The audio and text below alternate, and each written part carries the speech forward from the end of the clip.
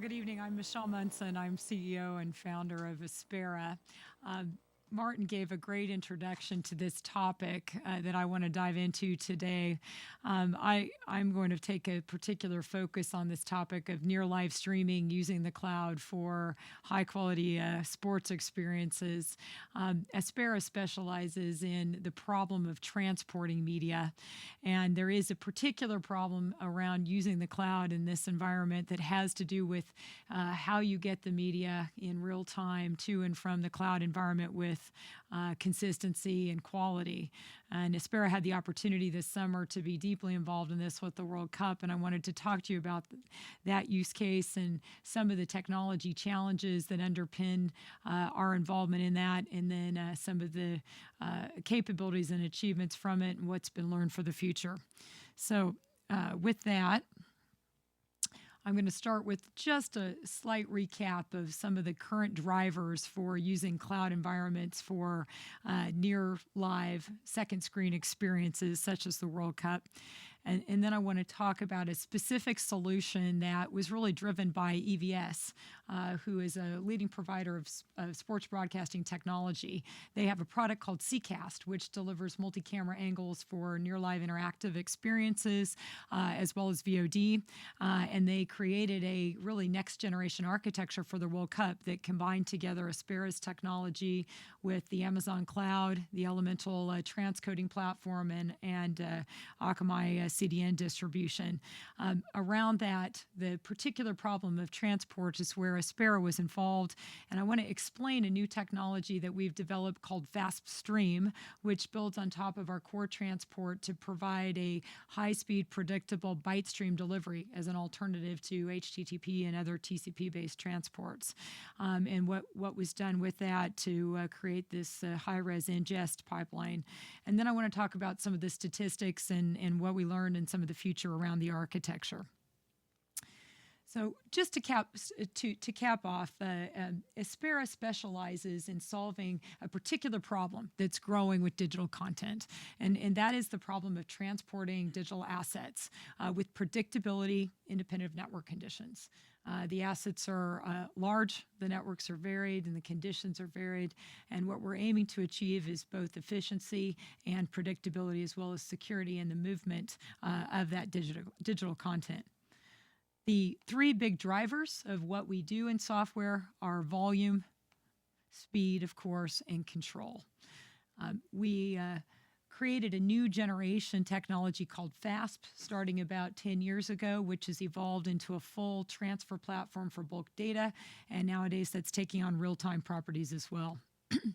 The drivers for this, of course, are the content sizes, the diversity of IP networks, and here I want to pause for a moment and characterize the situation in the World Cup.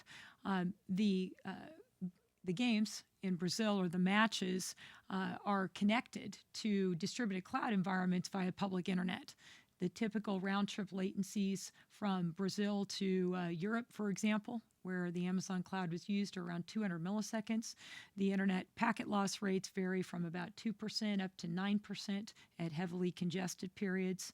And in addition to that, the available bandwidth rates are everything from small 3 and 4G mobile wireless networks up to really fast terrestrial networks that could be at 1 gigabit to 10 gigabits. The idea is to be able to take advantage of all of that pipe with predictability without having to purchase expensive satellite distribution bandwidth or other highly provisioned networks that are very costly. Now, of course, with these near live experiences using cloud environments, they're distributed by definition, right? The cloud facilities for compute and storage are far away from where the media might be ingested or where the consumers are that are consuming this. So all the problems of distributed transport come into play. And then, of course, cloud computing has become very mature and is a form, but surrounded by these various dimensions. And just very quickly recapping the drivers around using cloud for this, and I think Martin did a great job of this. The audience patterns are bursty, therefore the transcoding requirements for preparing all the digital content formats are bursty by definition. There's a near zero delay tolerance in the consumer experience. So expect the near live streams to happen almost immediately after the actual live event. Linear transcoding obviously doesn't scale in these environments. And then also getting enough on-premise bandwidth is insufficient to distribute all the content. And if we think specifically about what went on in Rio, there were 12 stadiums and 64 games over the matches. In the case of EVS, they were doing on-site production at every match. They had trucks and multiple camera angles at each game, up to 24 different camera angles recording live feeds, and then were able to capture that and do something interesting with it. So from that point, the question is what to do with that to capture the consumer experience. And this is the product that EVS developed called CCast, which is a second screen experience driven by all of the live streams from various angles as well as some VOD content. And I'll share with you a little bit about that. The VOD elements were around 4,000. The number of replay cameras at each of the matches was over 20. And the live from each was 6 times 2 for backup, which leads to quite a lot of live content.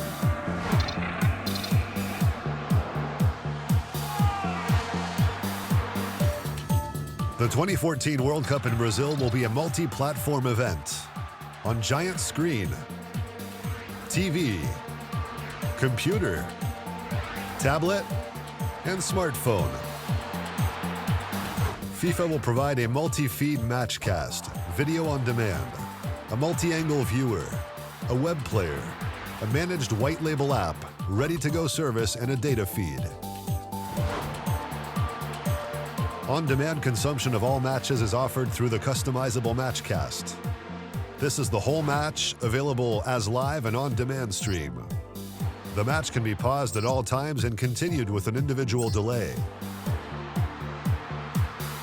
A navigation bar under the video visualizes the match progress, and all key moments are highlighted as icons on the bar. By a click on the bar, the video will jump to the requested moment of the match. As a true second screen experience, the football fan can select from 6 different video feeds. The main match feed, the tactical feed, the 2 player feeds, the 2 team feeds. While watching the game on TV, the consumer will have the other feeds directly at hand on the tablet for instant analysis. For the first time in 2014, the football fan will be able to choose his perspective of FIFA World Cup matches via the multi-angle viewer. For every key moment, a set of video clips will be created. Minutes after the incident, different angles will be available based on an editorial selection. An interactive camera plan will be displayed next to the video. This plan visualizes the different available camera angles, including cameras like Ultra Motion or Steadicams. By a click on a camera icon, the viewer will switch the video to the selected camera. To keep the fan engaged in the tournament in between the matches, a rich offer of video on demand will be available to be integrated into multimedia products. Those videos will include interviews, city profiles, story features, training, match highlights, and promos. As in previous FIFA World Cups, multimedia content could be made available in different languages. Those translations will be produced in parallel to the video content and will be available without time delay by a simple order to FIFA. The enhanced data feed is a combination of the player tracking and spotters sitting in the stadium. The goal of this service is to provide extensive real-time information about the matches in a neutral data format that enables easy access and implementation into MRL's deliverables. The 2014 FIFA World Cup Multimedia Services, assisting MRLs in their quest to ensure viewers can experience and enjoy the greatest show on earth, anywhere, anyway, and anytime.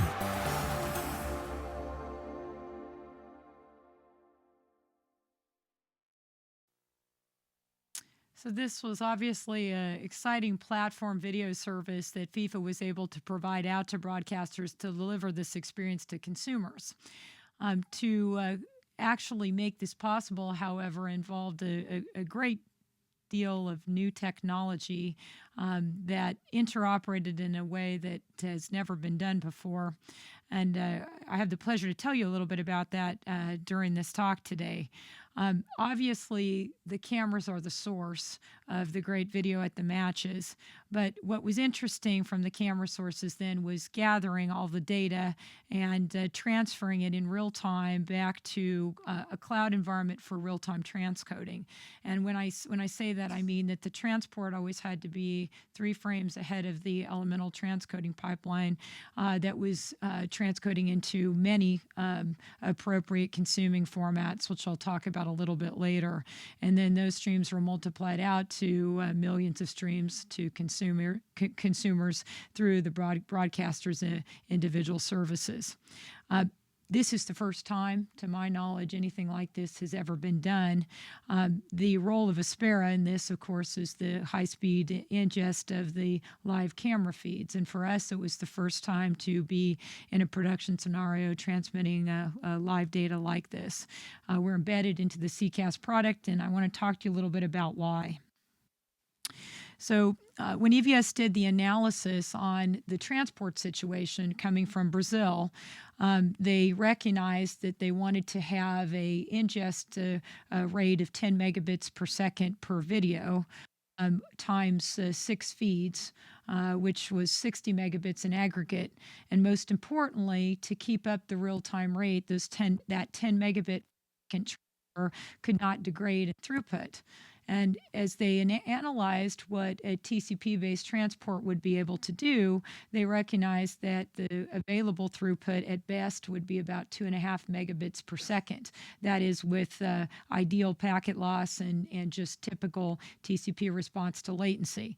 Then if you add in the characteristic packet loss for Brazil connections back to the Amazon cloud in Ireland, where this was running in Europe, the loss rates would reduce this per stream throughput with TCP, including any HTTP based streaming format, to 0.5 megabits per second, as compared to the 10 required for real-time rates. And that's what led them to come to us to look at a transport solution. They already used our technology for VOD-based uploads and knew that we had an interface for live and development, and asked us if we could bring that along for this use case.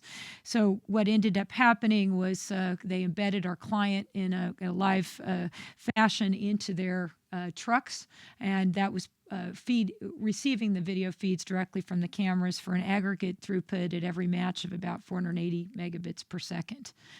Now, the problem here is really pronounced when you try to use the cloud for these situations, when you think about the global distances involved, right? And this is where the necessity of bringing some new technology comes into play, right? The realizable throughput of any given TCP stream collapses over network latency and loss. And the cloud environments are terrific for scale out and transcoding, but getting the live video sources to them is another matter, right? And this is also true on distribution when you think about HTTP as the carrier transport for any kind of HLS or adaptive bitrate streaming. And if you want to put a fine point on it, the classical way of posting data into cloud storage environments is to use an HTTP connection from the source to the cloud, or to parallelize that with opening up multiple connections with multi-part puts. The problem is that degradation curve I talked about affects all of the transport throughput. So realizing anything live that has consistent playout without buffering and glitching is really quite impossible. So a poor alternative to this kind of solution is to do a 2-step process where you try to do something high speed up to the storage and then copy in to the cloud storage environment. And if you're working with the multi-part kind of approaches with multiple HTTP streams, you have the problem of a combination to divide the video content into pieces, having to be subject to the HTTP degradation and speed. So having the problems of dealing with resume, retries, etc. And to put a fine point on it, in a system like this, one of the most vulnerable points is the writes to storage. So if the transcoding system is reading off the object storage as that incoming transfer pipeline is writing data, the probability of write failure is very high on top of these kinds of file systems. So not only managing the speed of the ingest stream, but also being able to it's in a timely manner is extremely important. So this was the basic solution that EVS chose, and the Aspera direct-to-cloud pipeline allows us to transfer with FASP at a predictable rate, not degrading with latency and loss. So keeping up each stream at 10 megabits per second in spite of the latency and loss, and then also being able to write directly to object storage without having any stop-offs, and then taking care of any retries or any rewrites that are necessary when object storage fails, as it often does. The FASP role, of course, is to give then predictable high-speed throughput, regardless of the distance. And if you look at the place on this plot that we're talking about, we're out here in the middle, going from South America to the Europe-Amazon cloud region. And there, the Aspera throughputs scale up independent of latency and loss and are able to keep a steady throughput across all those streams. Right, and to get a visual view on that, this is what FASP would look like over the where it's using available bandwidth efficiently, not degrading as it goes over those far distances, but also not impeding the other traffic. In this particular solution, we actually implemented a scale-out architecture where our software managed the number of EC2 instances that we're running based on client load. And that gives both resilience and the ability to scale up and down the number of instances running as the number of streams grew and shrank. This was very important because some of the matches would overlap, so we would end up with cases where there are many more ingest streams than others, and we would need multiple instances to support the incoming bandwidth. Another view on this is to think about all the cameras as being these clients and coming in to our auto-scaling layer, our software running on EC2 instances, writing to the storage, and our auto-scale platform moving the highly utilized instances out of availability for incoming clients, and then bringing them back in as the load goes down, and keeping a certain number of hosts already running as idle instances in case there were bursts of new capacity required. Now, this brings me to the core of the technology, FASP Stream. And this is really a new capability from Aspera that we're extremely excited about for live video content. The key idea here is that it uses the properties of Aspera's FASP technology, but takes in a real-time data source and outputs a real-time data source. It allows that to be delivered sequentially as the application expects, but with the same kind of predictability independent of latency and loss. And there's some interesting mathematics behind this where you can actually model, given the probability of packet loss and the playout rate, the probability of glitching in a video stream and how much buffering that you have to have in order to prevent glitching. And I'm going to fast forward ahead to that and explain this. And this is where it gets extremely interesting for live video. Is what we can see, for example, if we focus in on the 10 megabit per second stream rates that were coming off of the EVS camera sources in the World Cup, we can see here that even for a very bad network with 250 milliseconds and 2% packet loss going around the world on commodity internet links, the amount of buffering that's needed in order to ensure a glitch-free playing of the stream or consumption of the stream is only 1.5 seconds, which allows this to be really appropriate for live opportunities. Similarly, the network can get even worse. It can be a dirty satellite network, 500 milliseconds and 5% packet loss, and the buffering only increases to just over 3 seconds, which is remarkable in today's internet networks. Right? And as we increase the video rate, we can see that still the buffering time is very manageable. And as we go down to consumer rates, what most of us consume off of CDNs today, the buffering time is so small, it's utterly negligible. Right? Now, the difference with HTTP-based streaming on top of TCP is highly pronounced. What we're graphing here is how much of the playout rate a TCP stream can realize given these conditions. So take that 10 megabit per second stream that we were transporting off of those cameras. For those conditions, we look over here, we see about 5% of the 10 megabits needed would TCP actually achieve. This was unusable for these conditions, right? And you might think, well, how is it that we're all watching this internet video so reliably with such good quality? Well, we all rely on CDNs. And what do? They move the content close to us at the edge. They serve us off of low latency and low loss so that the realizable throughput is equal to the playout rate. But we pay for that. We pay a lot for that. It also limits our workflows. So this kind of technology is a really pivotal point, we think, in the way that video is actually delivered. In terms of the World Cup, what we delivered was 27 terabytes of video data in total, which totaled up to about 14,000 hours during all of the matches. The worst packet loss we saw in our logs during the event was 10%. The average latency was always 200 milliseconds or more. And then Elemental took over from there, and it was able to transcode the content into many formats through Elemental Live. 2,800,000 minutes of encoded streams were generated off the Elemental platform. And then this was turned into a consumer experience delivered over CDNs, including Akamai, that had ultimately about 35 million unique viewers and many millions of hours of actual video content. This is how the web video content experience was generated and what led to such a monumental experience in part during this World Cup. So if you'd like to learn more about any of this, please feel free to visit our website or see us coming up at NAB where we will be demonstrating the new fast stream technology. Do you have any questions? Thank you very much.